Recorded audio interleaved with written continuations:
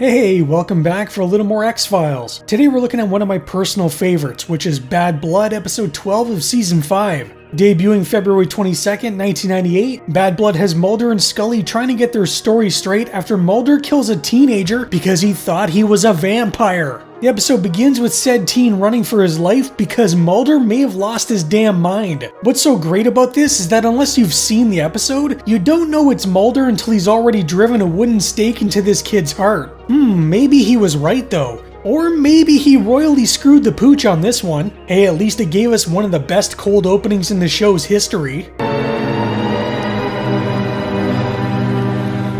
Oh, shit. Alright, so Mulder accidentally killed a teen he thought was a vampire. What, you've never made a mistake? Plus the kid's a ginger. We all know gingers are soulless abominations, so he's basically a vampire. Sorry Scully. Mulder and Scully are now both tasked with explaining what exactly led to this incident. And to say Mulder isn't handling it so well is kind of an understatement.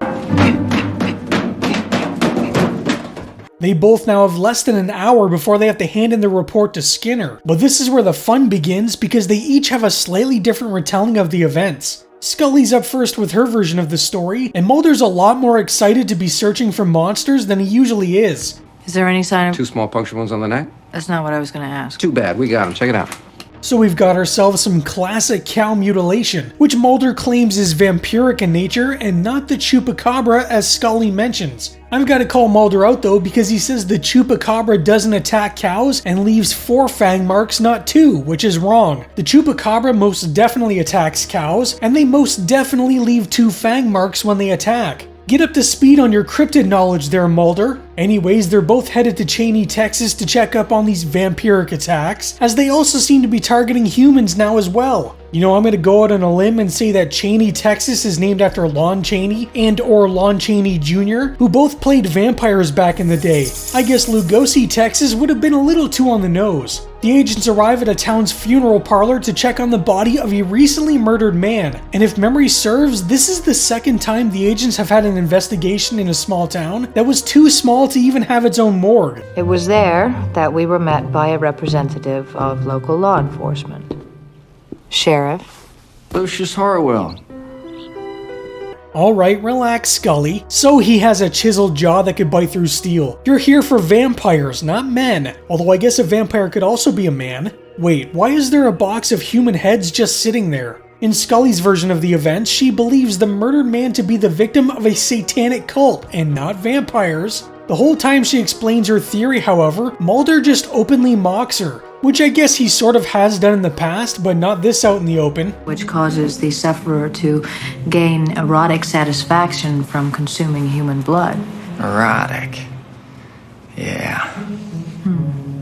I feel like Mulder might have a little experience with this. Also, you two are getting way too close. Dana? He never even knew your first name. A girl can dream, can't she? Although this is supposed to be a serious report about the death of a teen boy, Mulder notices the dead man's shoes are untied, which means something. So he's gonna go with the sheriff to find the nearest cemetery because reasons, I guess. In the meantime, Scully's gonna perform a full autopsy on the man, though I think it's more so because Mulder wants her away from the sheriff. What am I even looking for? I don't know.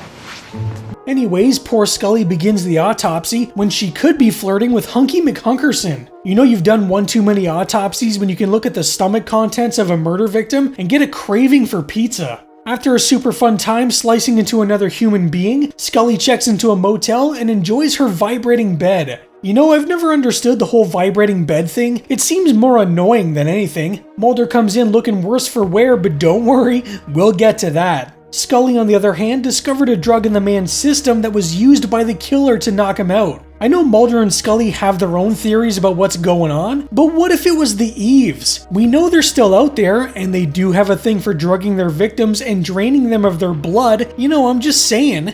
I just put money in the magic fingers. I won't let it go to waste. I have no comment. I do love how he's able to just flop in her bed though and take it over while she's forced to do yet another autopsy. Just as Scully's about to leave, the pizza guy pulls up and she tells him Mulder will pay for it. You know, he might as well since he basically took over her room. This AB pizza also appears in the episode DPO from season 3, but I'm wondering if it was included in this episode because AB is also a blood type, and you know we're dealing with vampires. Hey, it's the kid Mulder kills. Scully performs another autopsy and her heart just doesn't seem to be in it this time. Hello? Hello? Oh, gross. It sounds like some creepy pervert has Scully's number. However, the COS system seems to have gotten her phone number. Hold on one second.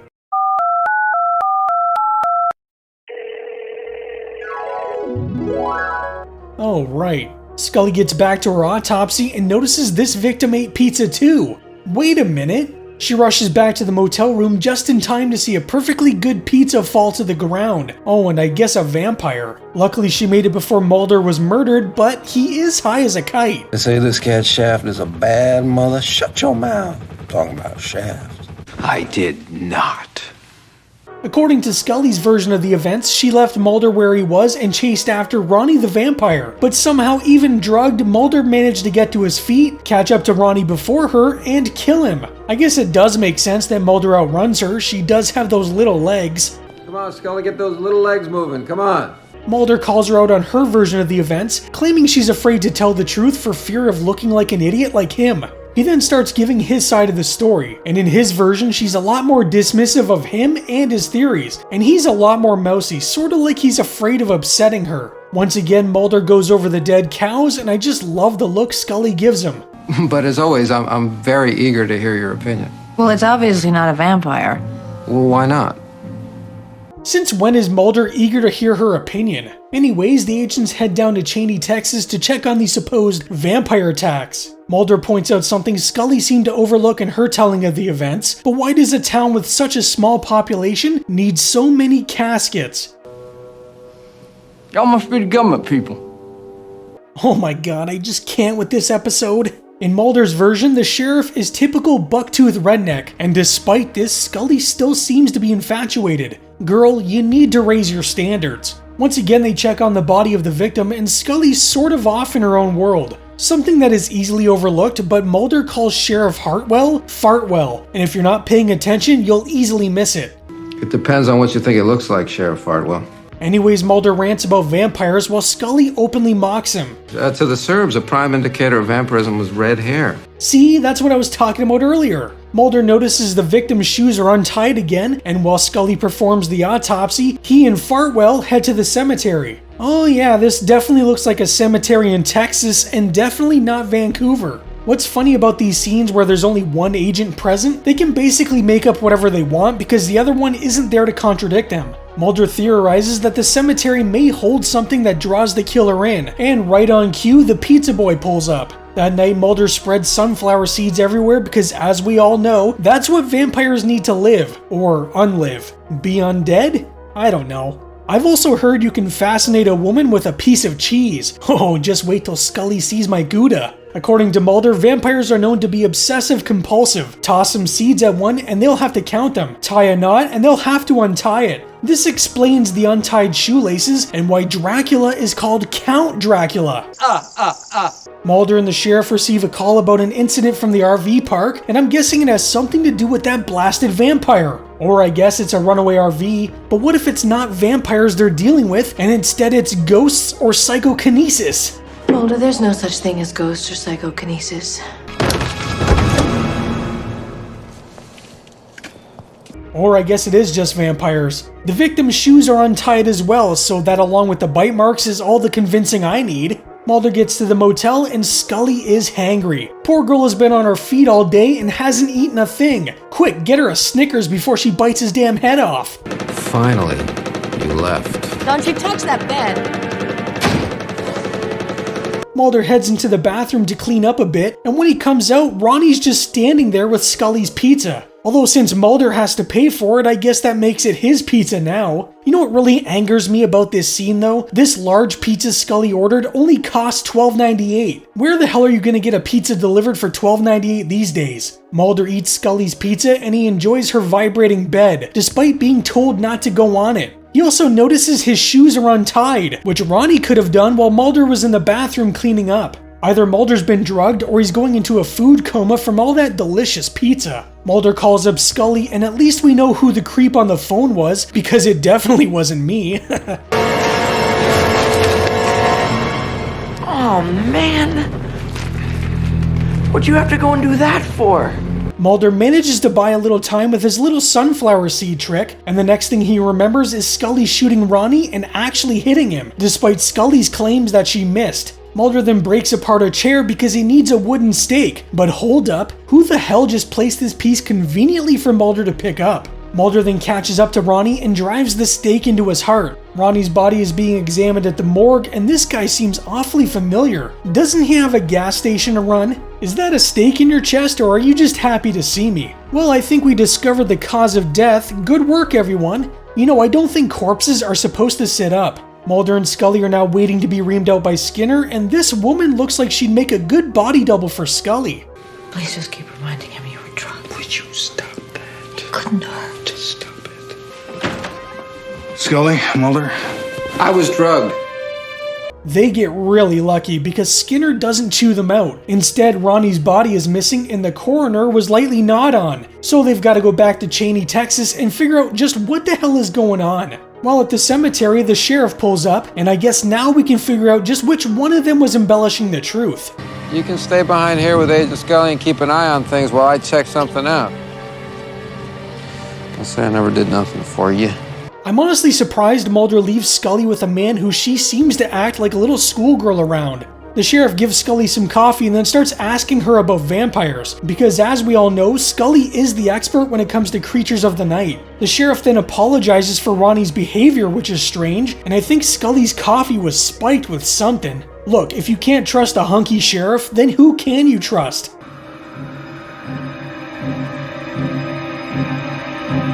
While Scully's dealing with the vampire sheriff, Mulder enters an RV and discovers a coffin, which is a little on the nose. Sleeping late. Mulder begins reading Ronnie his rights, but do they really apply to vampires? It's not just Ronnie he has to worry about, because it seems like the whole damn town are vampires. Mulder then tries to push back the vampires with a cross made from garlic bread, which should be double effective, but unfortunately he doesn't realize you need to have faith in order for it to work. You have to have faith for this to work on me. Well, I guess Mulder's dead, or just passed out in his car. Scully, on the other hand, woke up in the middle of the cemetery, but why is she wearing the sheriff's coat? Neither have any idea as to what happened, but the vampires have all apparently pulled up stakes and moved on. I kind of feel bad for Skinner because how the hell is he supposed to sit here and listen to all this nonsense? Essentially exactly the way it happened. Essentially. Bad Blood is an almost impossible episode to talk about because all that ends up happening is you mention all the great moments throughout. Like, hey, remember when Mulder was drugged and sang the Shaft song? Shaft. Can you dig it? Or how about the faces Scully makes while she openly mocks him? There's so much to love about this one that I kept finding myself just watching it when I was trying to do this video. I love how the quirks their characters have are greatly exaggerated for each telling of the story. Like in Scully's version, Mulder is hyper-fixated on investigating this case about vampires, while at the same time sort of bossing Scully around and not exactly taking her feelings into account. While in Mulder's version of the story, Scully is a little more abrasive and has no problem mocking him in front of people both of them are just meeting for the first time. I've seen some people claim this shows how much disdain Mulder and Scully have for one another, like it's bringing out these passive-aggressive emotions they both have, but I don't see it like that at all. I think the exaggeration fits perfectly in line with what we've seen from both characters throughout the show. Mulder can definitely get caught up in the moment, believing anything and everything, and sometimes Scully does need to bring him down a bit because otherwise he could go off the rails. At the same time, Scully can be too dismissive. We've seen her many times in the past shut down ideas simply because they don't line up with her beliefs in science and religion. But just because these characteristics are amplified into an almost cartoonish level, I don't think it means they have some deep-seated resentment towards one another. I think some people are just looking way too deeply into something that's really just supposed to feel like a sitcom from the 1960s. And a sitcom from the 1960s is exactly where inspiration for this episode came from.